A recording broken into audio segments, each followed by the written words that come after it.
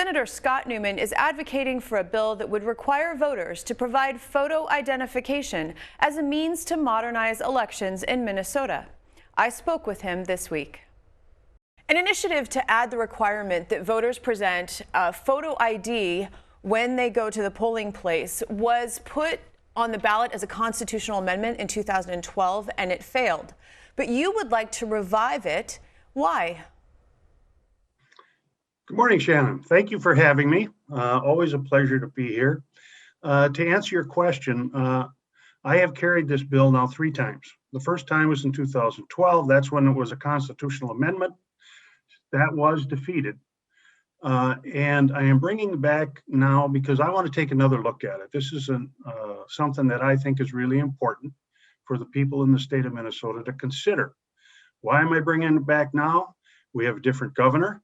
We have different members of the legislature. In 2012, there was a very controversial marriage amendment that was also on the ballot. We'll never know, but did that controversial marriage amendment help drag down the constitutional amendment on voter ID? And do the people in Minnesota not want to embed in their constitution the aspect of voter ID, but would be more open to a statutory change? So those are the basic reasons why I have come forward with this. I came forward with it last year, but we got interrupted by COVID, so I'm coming back with it in 2021. Now, there has been certainly a lot more study about the incidence of voter fraud since 2012.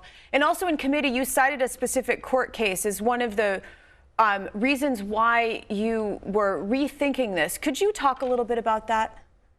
That's Crawford versus Marion County. It's a United States Supreme Court. It is the seminal court hearing in the United States. It has laid out all of the ground rules when it comes to photo ID. It has ruled that photo ID in the United States is constitutional if you build into the statute, and this bill does have them, the various protections so that you do not disenfranchise people with a photo ID requirement.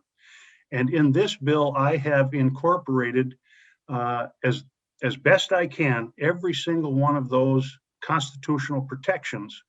And the important thing for people to remember is that photo ID in the United States, if the law is written correctly, is constitutional. And there are approximately 34 states in the union that have adopted some form of photo ID. So you mentioned in committee that this is a modernization tool. What do you mean by modernizing our voting system?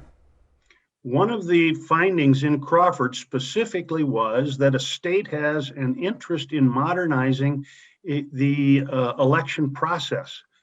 And the example that I often use is really very simple. Early part of the 21st century, photography was not nearly as good or as fast or as accurate as it is in the 21st century. Today we have digital photography. Pictures are easily moved over the internet. They are very accurate. And that's something that wasn't available to us before. So that is just a simple example of modernization of an election system that the United States Supreme Court says is appropriate. And a photo ID requirement is therefore appropriate. Secretary of State Simon said that voter fraud in Minnesota is minuscule, but I think there is some disagreement about that. What's your view on the amount of voter fraud that is occurring? Secretary Simon did agree that voter fraud in Minnesota occurs, and I agree with that. It does occur. As a matter of fact, the Supreme Court case that I just noted has stated that voter fraud in the United States and in Minnesota is a matter of historical fact. It happens. In every general election, there are people that are convicted of voter fraud. What we don't know is how extent, or to the extent that it occurs. That we don't know. And so, again, going back to Crawford, one of the things that the Supreme Court held was that if we use this tool, it will help determine and detect voter fraud. So the fact that we do in fact have voter fraud, if we use this tool, it will assist us in detecting and preventing more voter fraud. And the court also went on to say that in close elections, voter fraud does in fact have the ability to tip the election. And if that's the case, then those folks who cast a legitimate vote have been in fact disenfranchised. Now, you said to me privately that you're interested in restoring integrity and faith to those in our election system, to those who feel like it lacks integrity right now.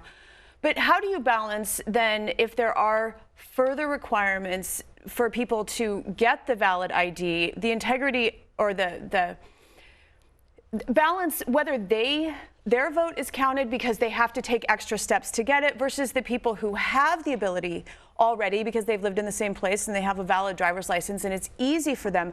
Like, how do you weigh that balance of voting? Keep in mind that while there is a large share of our population that does not believe there is anything wrong with our voting system, there likewise is a very large number of people who have lost faith in the integrity of our voting system. And they feel that they have been disenfranchised when someone casts an illegal vote that is in fact counted. Okay? So if you take the modernization tool, the Supreme Court then added to that the state has a legitimate interest in making sure, to the best of its ability, that the integrity of the voting system is maintained. And if that is the case, then participation in our democracy is encouraged and more people vote. And there are honestly a lot of people out there that feel that the integrity of the system has been lost and therefore are in favor of photo ID. Now, how do you protect against the folks like Secretary of State Simon said in assisted living? He said that there were thousands of them that were going to be disenfranchised because they don't have a photo ID. And number one, I disagree that there are thousands of them. There's a lot of elderly people that are still active and driving around and have IDs. There are a lot of elderly people that have IDs for purposes of Medicare and for purposes of government programs. So there's an awful lot of government issued IDs out there, just, besides driver's licenses. However, for those folks who do not have an ID, this bill and the United States Supreme Court has held that if you provide them, if the government provides them with not only the ID, but the underlying documents necessary to get the ID and do it at no cost, that is a minimal burden cast upon that small group of people that don't currently have a photo ID. And that is a legitimate thing for the state to require. And again, it's a minimum burden. It is a burden, no question, for some people. For you and I, if we drive a car, we've got our ID. We're done, right?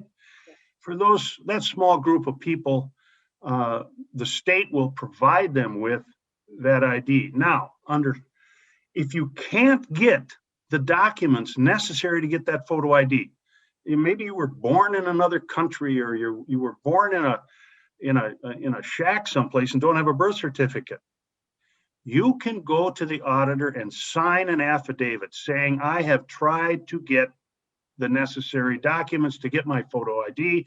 I cannot get them. They don't exist. You are allowed to vote, and your vote counts. But you're signing an affidavit that that's true. And so you got to tell the truth that you actually tried.